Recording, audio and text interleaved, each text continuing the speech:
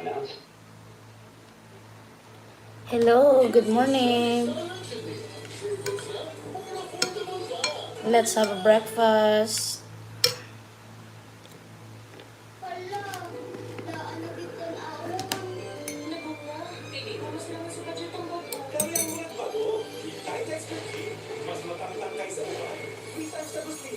Sugar. Sugar also. Announcing the portable Sunday dinner by Colonel Sanders. He cooks up Kentucky Fried Chicken in his kitchen, then packs it up in his handy bucket. All you do is pick it up. Imagine, the best meal of the week travels everywhere, every day of the week. Okay, Colonel, hit the road. Making the perfect fried chicken as you know it, juicy on the inside, crispy on the outside, used to be a luxury because of how long it took to make. But a man named Harlan Sanders changed that after mastering his own recipe and shortening the cooking time from 30 minutes to under 10. A survivor of the Great Depression and World War II, he journeyed across the U.S. to start a franchise. After being rejected over 1,000 times, he went from being given $105 from Social Security checks to millions of dollars for his franchise. Welcome to Hook. And immediately back then in the rig rack, we had 2 bedrooms and a bathroom there, you see. On September 9th of 1890, Harlan was born on a farm 3 miles from Henryville, Indiana. When he was 6 years old, his father passed away. His mother had no choice but to work, sewing for other families and peeling tomatoes at a canning factory. Harlan had to look after his younger siblings and do most of the cooking. By the time he was 7 years old, he had mastered bread and vegetables and was already getting better at meat. Some days, he would stay up until 11 or 11:30 at night cooking. When he turned 10, he got his first job working on a farm. As a kid, he got easily distracted by the animals and was fired after just a month. His mother asked if he would ever amount to anything in life. She said to him, "Here you are, my oldest son. Your father is dead, and you're the only one I can look to for help with the other children. And you're no account. You can't even hold a job for $2 a month." Ashamed from disappointing her, he told himself that he would work harder the next time he got a job. When he was 12 years old, his mother married a man who didn't like the idea of having stepchildren. So after a year, he left home and worked on a farm again. He got up before dawn to feed the animals, went to school during the day, and did odd jobs in the evening. Some nights, he shucked corn until about 8 or 9 at night. When he was 13 years old, he started 7th grade and dropped out after 2 weeks. He found algebra too difficult. He continued to work on the farm for 2 years before pursuing several different jobs. He worked as a streetcar conductor, soldier, railroad fireman, insurance salesman, steamboat operator, lighting manufacturer, tire seller, and a lawyer. At one point, his first wife, Josephine King, left him with their children because he got fired so many times. It wasn't until he started working as a gas station operator that his luck changed. In 1924, he hitchhiked from Louisville to Winchester after job hunting. He was picked up by the general manager of Standard Oil Kentucky, an oil and gas company. Hello, good Harlan didn't morning. know who he was at the time and told him what he had been through and why he didn't have a job. So I he asked am Harlan if he was watching the interested in running a documentary gas for station near KFC. Huntsville. Maybe I will be Harlan rich like didn't him. hesitate to say yes. In the early days, the business was slow since customers were loyal to the last person who ran the station. Some people in the town wouldn't even look his way. So Harlan decided to focus on customer service and always offered something extra. Eventually, he earned more than $12,000 a month from selling gas, which was 3 times more than anyone else had ever sold. But his luck took a turn for the worse when the Great Depression hit America. To make rent, Harlan sold his own equipment. He realized that there was no point in staying, so he quit. Fortunately, another oil and gas company, Shell, asked him to run a gas station that was being built in Corbin. He knew it was the only other way he could make money again, so he accepted their offer and moved to Corbin in 1930.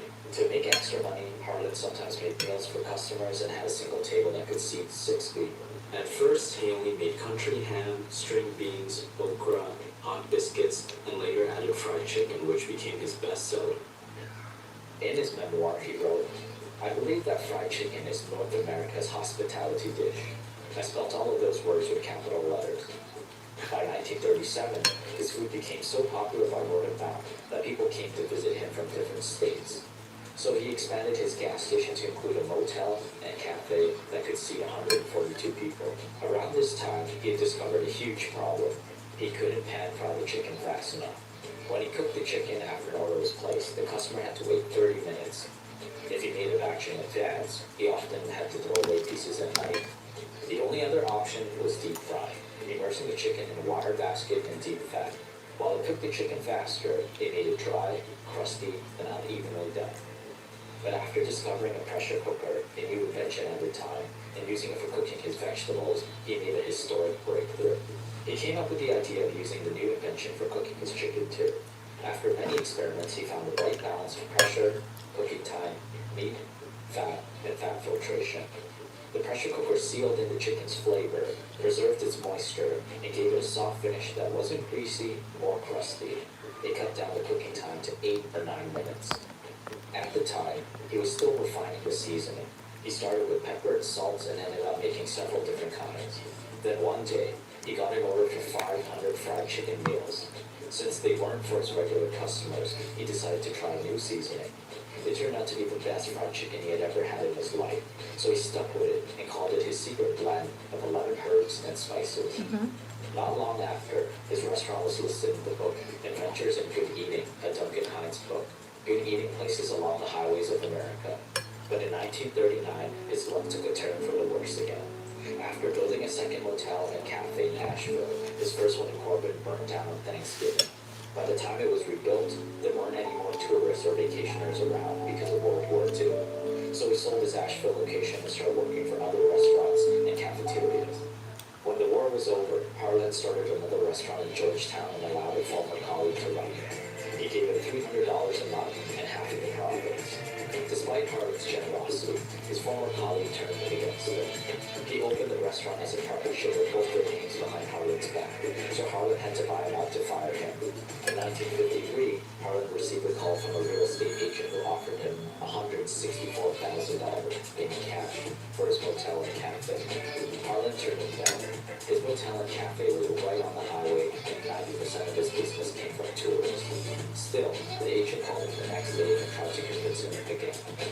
In his memoir, he wrote, "There was no point in selling out. My hotel was right on the highway. That in itself was worth a fortune. I was just as happy as I could be." With business booming, Harlan thought he was set for life. But 6 months B complex with vitamin E gives total nerve care. Neurogen E.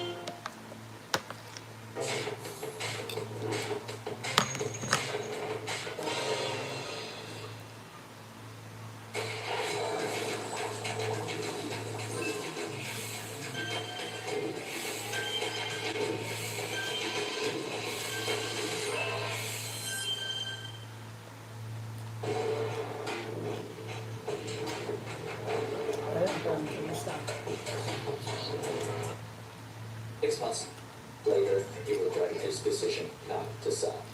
A highway junction in front moved to another site and cut down the flow of traffic. Afterwards, it was announced that a new interstate highway would bypass it altogether.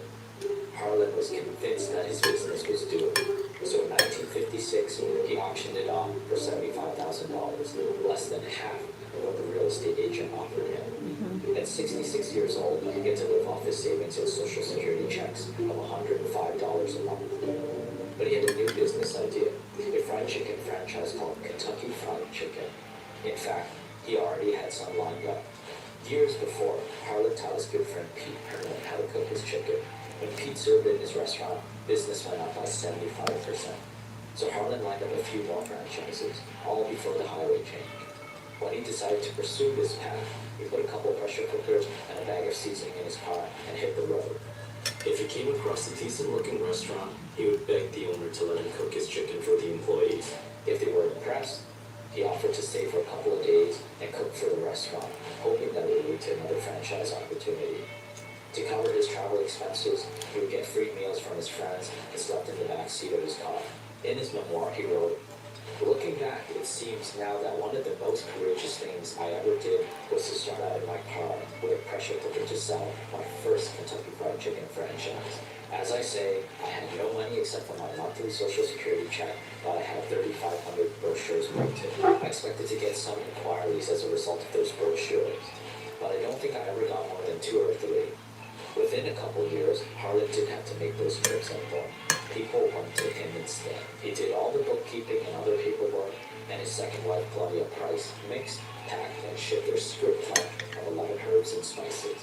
Harlan didn't share the recipe with his franchises because he was scared it would fall into the hands of competitors. By 1963, there were over 600 KFC franchises in the US and Canada. Finally, he was financially secure, but he worried about what would become of his He's company after financially his death. secure. Over the years, several people asked to buy his company, including a 29-year-old lawyer named John Brown. John's grandfather was a farmer who taught him the same work ethic that Harlan learned 2 generations earlier. He met Harlan in 1963 when he was asked to become his full-time attorney. After he had said no, the two ended up talking about Harlan's favorite topic, fried chicken. John was amazed to learn that Harlan had hundreds of franchises around the US and Canada. In an interview, John shared, "When I heard that, I imagined that he had salesmen everywhere. I said, 'Well, Colonel, how many salesmen do you have out in the field?' And he said, 'Oh, we don't solicit. We don't believe in solicitation.' He started to think about what would happen if they were more aggressive with sales. But before they parted, he agreed to take over a barbecue franchise that Harlan was planning to build instead. He raised the money he needed from a millionaire named Jack Macy and started learning about the barbecue business. He discovered that barbecue only had a regional appeal and that the real money was in fried chicken. So he and Jack decided to buy Harlan's company. In 1963, they made their first offer. Harlan said a sale was out of the question. They argued that Harlan should enjoy his life now, and that if he died before selling his franchise, most of his estate would go towards taxes. They offered Harlan $2 million, which would have been over $15 million today. They also promised to maintain quality and treat his franchises fairly. To Harlan, their proposal made sense, but somehow didn't feel right. It felt like a father selling his child. He took his time to think about it while John continued to try and convince him. On January 6th of 1964, Harlan finally gave in and sold his company. He was 73 years old at the time. Looking back on his journey, he shared, "Every failure is a stepping stone to something better. I was rejected 1,009 times before selling my first franchise and then my company for $2 million. So many other people have strived through adversity that I will embarrass you." Top Green Gold Meal has always been my top choice. It has a special power blend that helps keep your fur baby strong and healthy. A balanced meal that they love. Give your fur babies top love and care with Top Green. Hello.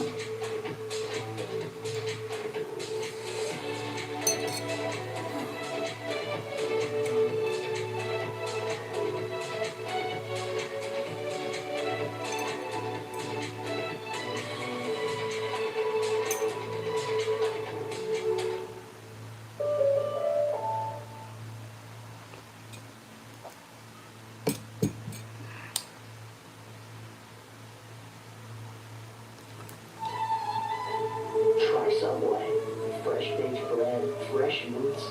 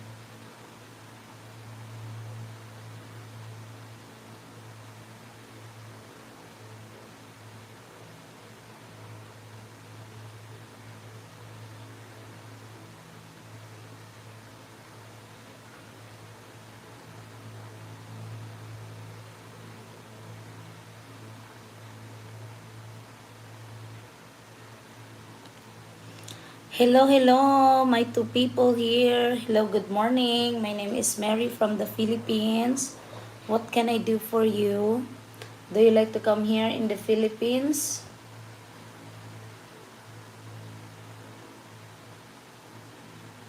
Whoa, Louis Vuitton.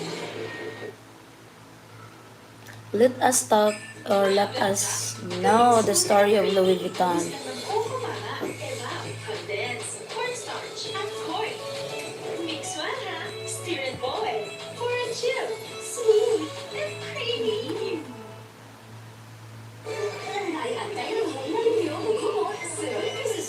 Yeah, what are the things that I can offer you today?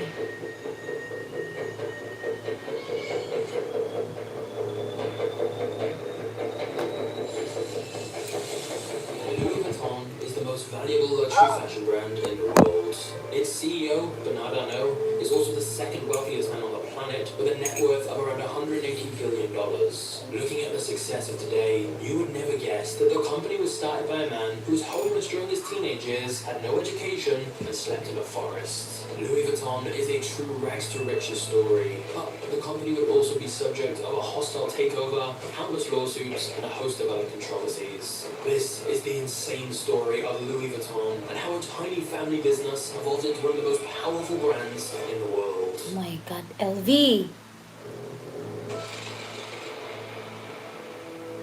Louis Vuitton was born in 1821 and grew up working on his family farm in France in a small village called Ancaille in the middle of nowhere. They had no electricity and no running water. Louis' father Xavier was a miller and farmer, whilst his mother Corinne made hats to help make some extra cash. There are no records showing that Louis ever received an education. The nearest school was in a village 6 miles away, and it's believed he worked full-time on the family farm without learning how to read or write.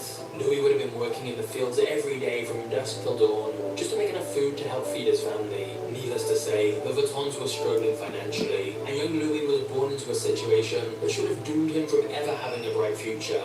And then, things got much worse. Louis' mother died when he was just 10 years old, and his Oh my father God. quickly married another woman. But Louis' new stepmother was incredibly controlling and manipulative towards him, and he constantly got into fights with her. And so, when he was just 13 years old, he ran away from home with plans to go to Paris. He slipped out in the middle of the night without even saying goodbye. There was just one problem. Paris was 225 miles away, and Louis had no money or food, so he was forced to walk along dirt roads. Most nights, he slept in the woods with an empty stomach and just a cloak to keep him warm. Every time he ran into a new village, he would do odd jobs in exchange for food or coins. However, there was never enough money left over for housing, so he continued to sleep in the woods or wherever he could find shelter for the night. Through these various odd jobs, Louis was able to pick up skills from craftsmen, and he learned how to work with metal, stone, fabric, and wood. This collection of various skills would later transform his life. But at this rate, travel was incredibly slow. It took him 3 years to reach Paris. Not long after he arrived in Paris, Louis was able to work as an apprentice boxmaker and packer. Boxmakers would make custom-sized boxes for clients, as well as pack and unpack them whenever a client was about to go on a trip. This job allowed him to meet many people from the upper class who were looking for custom-made luggage for their travels. And Louis worked here for several years, learning the craft and working as hard as he could. In fact, in 1851, the Empress of France ended up being a customer and took notice of his fine craftsmanship. She appointed him as her personal boxmaker and packer. For most boxmakers, this would be the highest honor anyone could ever achieve in their career. Louis had gone from a homeless teenager with nothing to his name to now working a prestigious job amongst royalty. That was a massive achievement on its own. But Louis Vuitton had an even bigger vision for his future. After getting married when he was 33, Louis used his savings to start his own business and opened up his own box-making workshop in Paris to begin selling his own products. You see, Louis had noticed a major flaw in the luggage of the day. All of the boxes were made of leather and had rounded dome-shaped tops, so that rain would roll off the top of the luggage. The major issue was that it was impossible to stack them, so packers had to carry the boxes one by one. Louis began experimenting with different materials to use instead, and found that canvas was lighter, durable, and more water resistant, which meant the trunks could have flat tops instead. This made everything more efficient, as it was now possible to stack them up in a pile and pack multiple trunks at the same time, and they were also more compact. Louis' new suitcase design brought on the dawn of modern-day luggage. At this point, Louis had already built up his professional reputation, as well as connections to the upper class. So once he launched his new line of luggage, it was immediately a huge success. He even created a Louis Vuitton catalog so that customers could look at products that he had available and have them made before sending it to their homes. Within 2 years of creating his new suitcases, they were considered an elegant and must-have accessory amongst the wealthy, as it became a status symbol. And the brand had become so popular that he was receiving orders from around the world. He even began receiving orders from royals as far away as Egypt. In 1859, Louis made enough profit to hire a team of craftsmen to help fulfill his orders. He opened a new workshop outside of Paris where he hired 20 employees. Around that time, more and more people were beginning to travel by train and boat, so the number of his potential customers increased exponentially. Traveling was no longer a hobby exclusive to the rich. People from all walks of life were now in need of high-quality luggage. It would seem as though Louis had made it and would go on to succeed for the rest of his life. Unfortunately, that was not the case. France was heading to war, and tragedy was about to strike once again for Louis Vuitton. Hello, my friend Larry. Thank you for being here. Well, I am watching now like the rags to riches story. Now I'm watching LV Louis Vuitton. Vessi has the solution. With their 100% waterproof sneakers that will keep your feet dry no matter what the weather. I've been wearing my own pair of Vessis for a little while now, and they're actually really comfortable. I've also found them useful for travel as they're so lightweight. But the best part is that they're made from Dymatex, which is a dual climate material which will keep you cool in summer and warm in colder weather. So it's a great investment as you can wear the shoes all year round. Plus, if you use the link in the description and enter code MAGNATES, you'll get... Oh yeah, I sleep really well. I really recuperate my, what is this, like my party nights. And yeah, it's Friday last night. Aside from not having money or cash last night that I stay here. And I need to recuperate my sleeping scheme by the time that I do have party, like birthday party from 23rd. My real birthday is 24. We do party still 25th. No, my god. And we're getting old. I'm 35. Hey, good morning, Hacks with Shakira. Hi. Are you subscribed in my channel? From where are you, my friend?